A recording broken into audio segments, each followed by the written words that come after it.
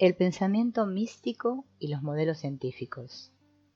Los niveles de identidad en la cábala y la psicofisiología. Vivimos una época en la cual han comenzado a proliferar los intentos por fundamentar las experiencias místicas mediante diferentes modelos científicos, principalmente de carácter físico, pero también psicofisiológicos. Sin embargo, ningún místico verdadero aceptaría tal fundamentación, ya que los paradigmas de la ciencia cambian, mientras que la experiencia mística real se encuentra, por definición y esencia, basada en una realidad absoluta que no se modifica y trasciende todo esquema reduccionista. La ciencia intenta explicar las relaciones entre los diferentes eventos manifestados en la realidad física y que son capaces de ser medidos por instrumentos observados utilizando la capacidad perceptual humana, mientras que la realidad a la que tiene acceso el místico o contemplativo se encuentra en un reino previo o trascendente con respecto a la manifestación física. Un místico genuino aceptaría en cambio la posibilidad de establecer relaciones entre la ciencia y la mística, siempre y cuando éstas no se interpreten como intentos reduccionistas de fundamentación de la mística por la ciencia. Con esta advertencia quisiera presentar una serie de relaciones que se pueden establecer entre la cábala y un modelo psicofisiológico denominado la teoría sintérgica, que explica la percepción desde la referencia de la actividad cerebral. La teoría sintérgica. Esta teoría postula que entre la información que captan los receptores sensoriales, la retina por ejemplo, y la aparición de un percepto consciente, una imagen visual, existen por lo menos 5 transformaciones energéticas. La primera de ellas consiste en la transducción de la energía contenida en las ondas electromagnéticas y los fotones que impactan la retina en códigos neuronales electroquímicos. Estos códigos en forma de patrones binarios son transmitidos al interior del cerebro a través de 1.000.000 de canales en cada nervio óptico. La segunda transformación acontece cuando se activa la corteza cerebral. Este manto neuronal, constituido por miles de millones de células nerviosas organizadas por capas, recibe los patrones binarios que provienen de la retina y del tálamo, una estructura intermedia entre la retina y la corteza, y activa grandes poblaciones de neuronas en las diferentes capas corticales. Esta activación tridimensional crea campos energéticos de interacción en la corteza, los que contienen la información en forma global. Al conjunto de estos campos, la teoría sintérgica los denomina campo neuronal. La tercera transformación acontece cuando el campo neuronal interactúa con la estructura básica del espacio, la llamada latice del espacio-tiempo.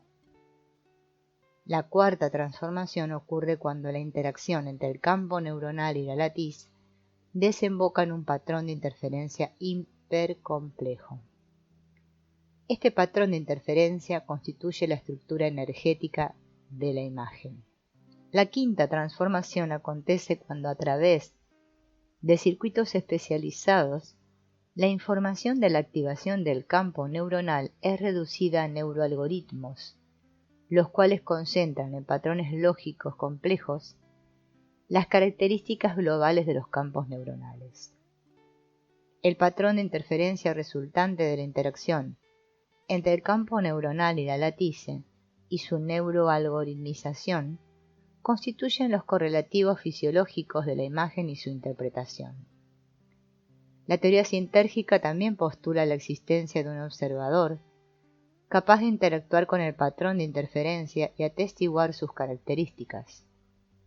Por otro lado, la interacción entre el campo neuronal y la latiz posee varios niveles asociados y determinantes de la percepción.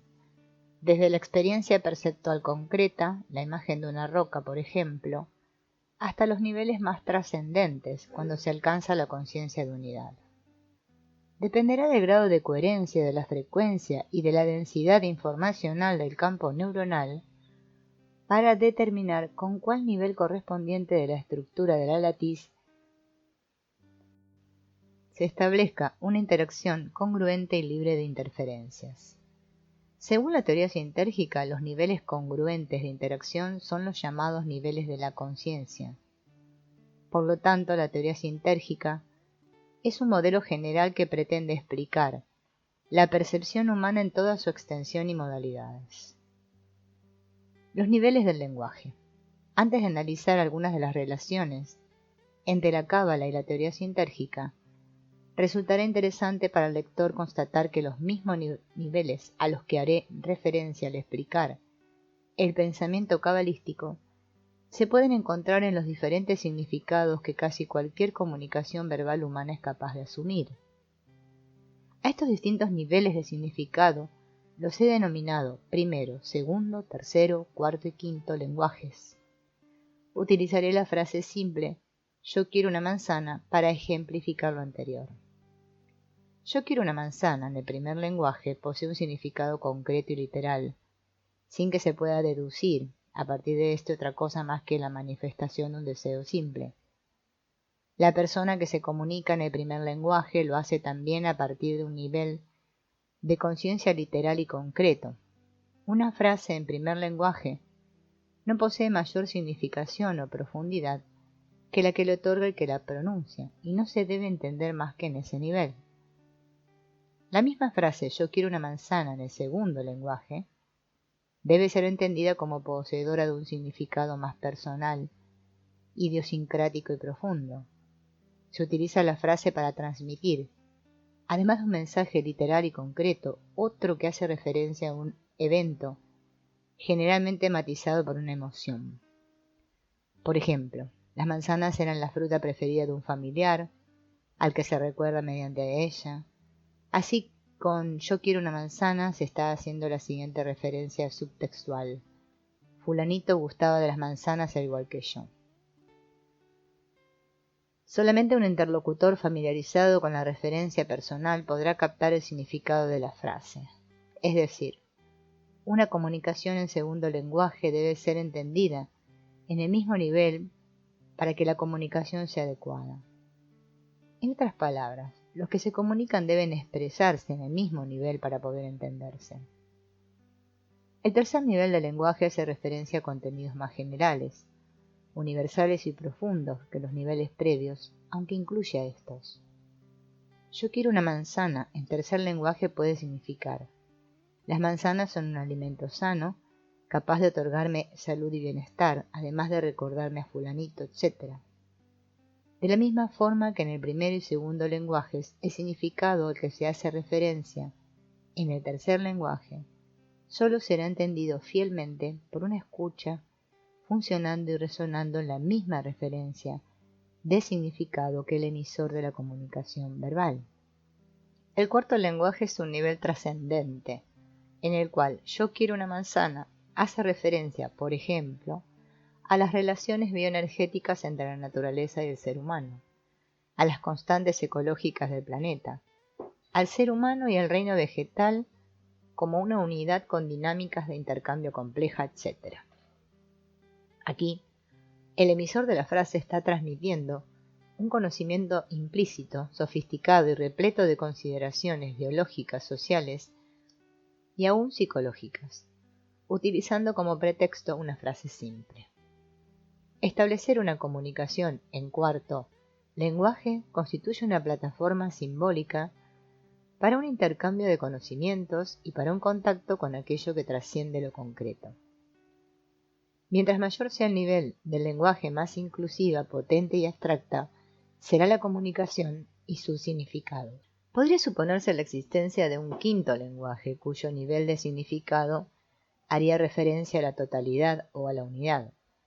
Este quinto lenguaje sería el que estaría implicado en cualquier comunicación de un verdadero místico y solo podría ser entendido por un contemplativo, funcionando en el mismo nivel de conciencia que aquel. En este caso, "yo quiero una manzana" se entendería como una referencia a la existencia de la vida, o el deseo de recibir ayuda de una criatura por parte del Creador. Los niveles cabalísticos. Según la Cábala, el ser humano posee la capacidad de funcionar también en 5 niveles diferentes, a saber: 1. Alma, Nefesh; 2. Espíritu, Ruach; 3. Neuma, Neshma; 4. Esencia viva, Hai; y 5. Singularidad, Sheida. Nefesh, el nivel del alma, se refiere a esta en su estado cotidiano y común a todo ser humano, por el simple hecho de serlo. Nefesh, en extensión y origen, se sitúa en la existencia planetaria y podría considerarse como el nivel no físico de la psique, asociado con la vida terrenal y el cuerpo, lo que se liga con el cuerpo y se identifica con la vida en el cuerpo. El Ruach espíritu posee un territorio que trasciende lo terrenal y está más ligado con el sistema solar como una totalidad. De acuerdo con Yechiel, Yemer, Ruach literalmente corresponde o depende de la conciencia del sistema solar y constituye un puente de conexión entre el alma ligada al cuerpo y a la tierra. Neuma o Neshama trasciende incluso el sistema solar y se liga a la conciencia de la galaxia. Para que un ser humano funcione en el nivel de Neshama, debe ser lo suficientemente puro como para integrarse a la conciencia galáctica. Cada nivel de la Cábala aproxima al hombre a Dios y a la totalidad. En Hai, esencia de lo viviente, la conciencia humana es la esencia de la vida. Hai se encuentra más allá del alma, del espíritu y del neuma, aunque los incluye. Un ser humano en Hai se vive como partícipe, heredero y poseedor de la esencia misma de lo viviente. Ha trascendido su cuerpo, sus posesiones terrenales, al sistema solar y aún la galaxia, y está más cerca de la totalidad y su creador. En el 5.º nivel, cuando el hombre se vuelve una singularidad en Shehida, el ser humano se transforma en creador. Su conciencia es la de todo el universo y su identidad es la de la totalidad en una unidad perfecta. Es el todo y simultáneamente es el mismo en una singularidad sin divisiones ni partes. El dictum bíblico "Yo soy el que soy" hace referencia a este nivel de singularidad. El camino del desarrollo desde el alma hasta la singularidad es un retorno a lo que cada ser humano es en realidad, el creador de su experiencia y de su mundo. Según la Cábala, cada ser humano posee porciones del alma, el espíritu y la esencia viviente de muchos seres que lo conforman, con una serie de potencialidades y atributos que tendrá que desarrollar y manifestar antes de poder llegar a la singularidad, en la que regresa a sí mismo y se vuelve creador. En el budismo se hace una consideración similar.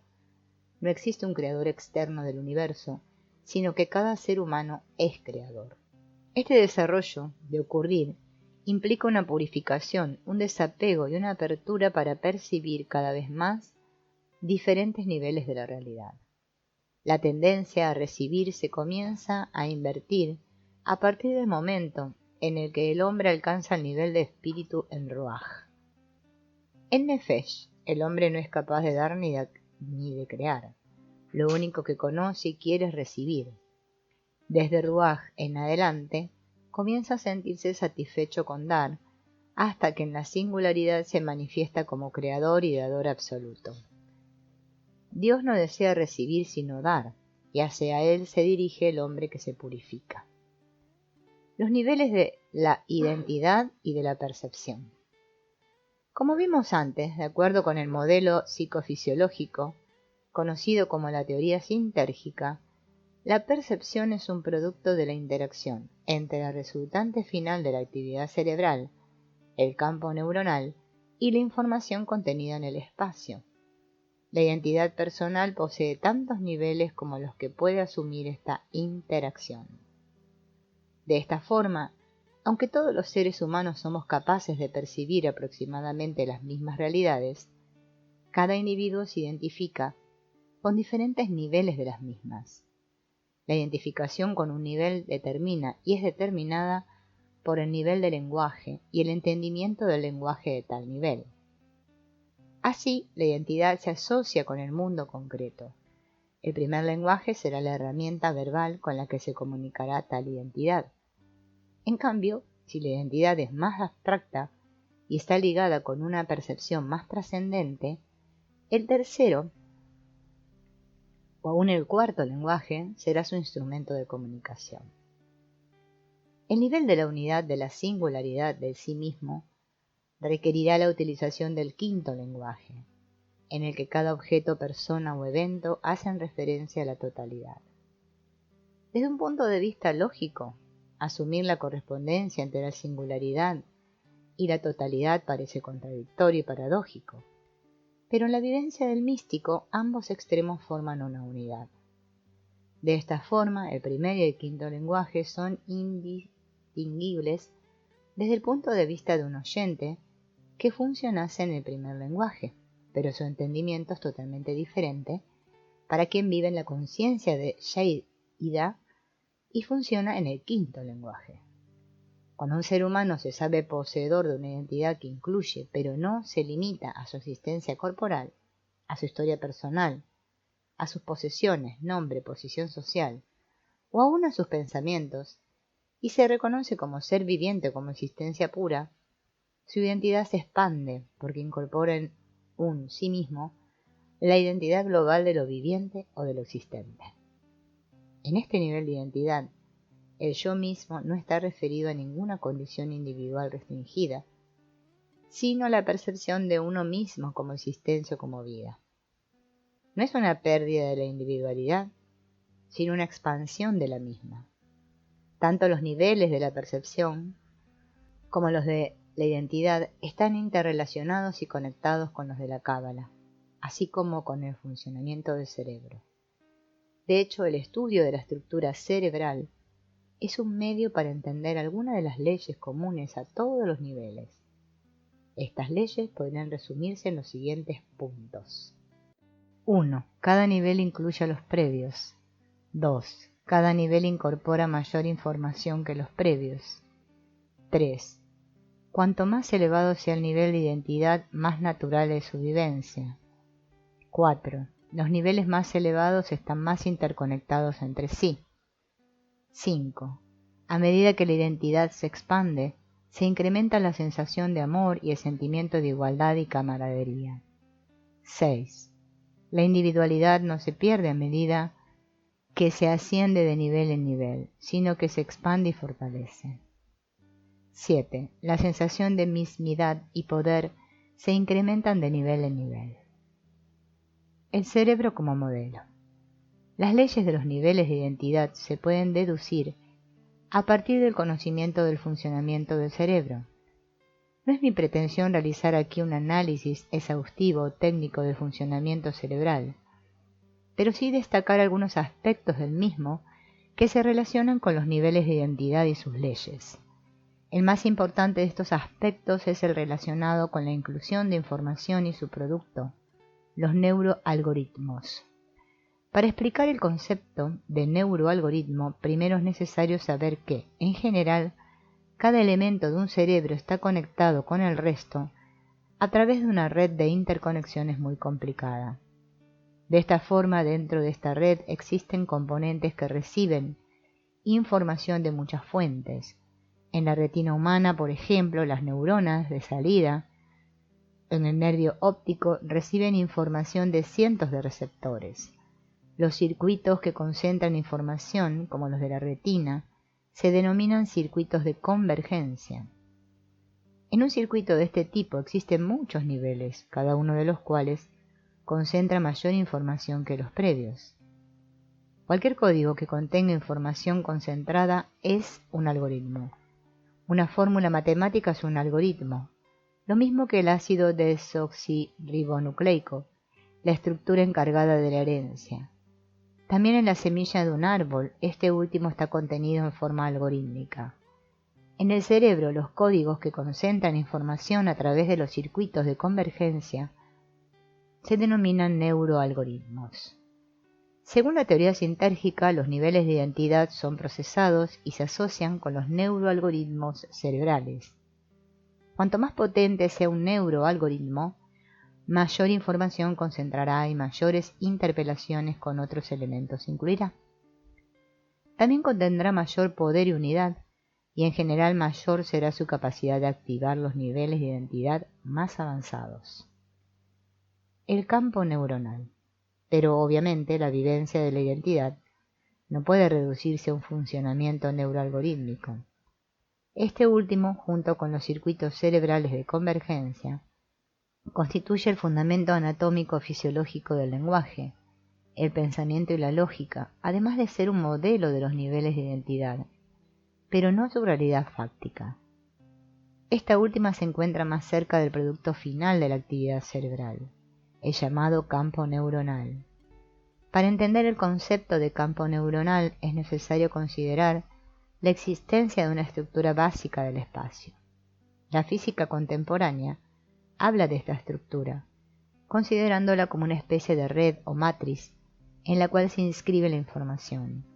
A esta red celosía enrejado o matriz se la conoce con el nombre de latiz. Según la teoría sintérgica, cada una de las activaciones de las neuronas del cerebro modifica la latiz. Puesto que las neuronas están interconectadas entre sí, la totalidad de sus interacciones produce una alteración compleja de la latiz, que es percibida como una imagen visual, un sonido, y en general como la realidad que somos capaces de experimentar. Según esta misma teoría, los niveles de identidad se asocian con las modificaciones de la latiz dadas por los procesos neuroalgorítmicos. El campo neuronal es un campo energético que resuena con la latiz. Esta resonancia posee muchos niveles de complejidad. Cada uno de ellos da lugar a diferentes percepciones y a distintas identidades. Rupert Sheldrake ha postulado que incluso la memoria depende de la calidad y las características de estas resonancias. La identidad como percepción de uno mismo sería la resultante de una de estas resonancias. Por ejemplo, la identidad humana sería el efecto resultante de la interacción de todos los campos neuronales humanos en resonancia con ellos mismos y con la latiz del espacio. La identidad de una planta dependerá de la resonancia que sus campos energéticos sean capaces de establecer con la estructura genética de su especie. Según Sheldrake, el recuerdo de uno mismo y la continuidad de la propia identidad es el resultado de la resonancia de nuestros campos de energía con nuestra propia estructura. Desde esta perspectiva, la identidad de un místico dependerá de la capacidad de su campo neuronal para contactar con el nivel energético asociado con su estado de conciencia, la posibilidad o no de recibir. De esta forma, la sabiduría cabalística y el conocimiento físico y psicofisiológico se complementan entre sí y constituyen un cuerpo vivencial y conceptual unificado. Esto no quiere decir que la ciencia fundamenta a la mística tal y como se advirtió al principio, sino que ambas se relacionan entre sí y fortalecen un entendimiento que la vivencia pura no posee. Tanto la cábala como la teoría sintérgica aceptan la existencia de diferentes niveles de teoría sintérgica. Se asocian con los estratos de la estructura del espacio, con los cuales el campo neuronal logra crear un patrón congruente de interacción. En otras palabras, según la teoría sintérgica, la experiencia resulta de la interacción entre el campo neuronal y la latiz. Pero esa interacción solamente es congruente y libre de ruido en ciertas zonas de interacción. A estas zonas se les podría conceptualizar como bandas o estratos discretos o cuánticos. Entre estas bandas, la misma interacción entre el campo neuronal y la latiz desencadena un proceso energético lleno de ruido y de falta de claridad o congruencia. Por lo tanto, en los estratos intermedios entre las bandas, la experiencia no aparece o aparece caótica. Los niveles de identidad y las cualidades de la percepción se asocian con las bandas de interacción congruente. En la cábala se conceptualiza algo similar. Por ejemplo, Ginsburg, un cabalista radicado en Israel, sostiene que la cábala habla de dos luces en interacción como necesarias para crear la percepción. Estas dos luces o emanaciones interactúan en forma clara solo en ciertas zonas o estratos. Cuando la conciencia humana penetra en las zonas intermedias de interacción, la experiencia resultante es el caos. En conclusión, tanto la teoría sintérgica como la cábala sostienen puntos de vista similares, aunque utilizando un lenguaje diferente. Ambas afirman la existencia de diferentes niveles de la identidad y de la conciencia, intentando fundamentarlos con una herramienta conceptual sofisticada, por un lado, basada en el pensamiento y la experiencia mística, y por el otro en un conocimiento científico. Ni la teoría sintérgica es un intento de fundamentación de la cábala, ni la cábala se puede juzgar desde el punto de referencia de un paradigma científico particular. Simplemente ambas disciplinas están relacionadas y parecen referirse al mismo campo existencial.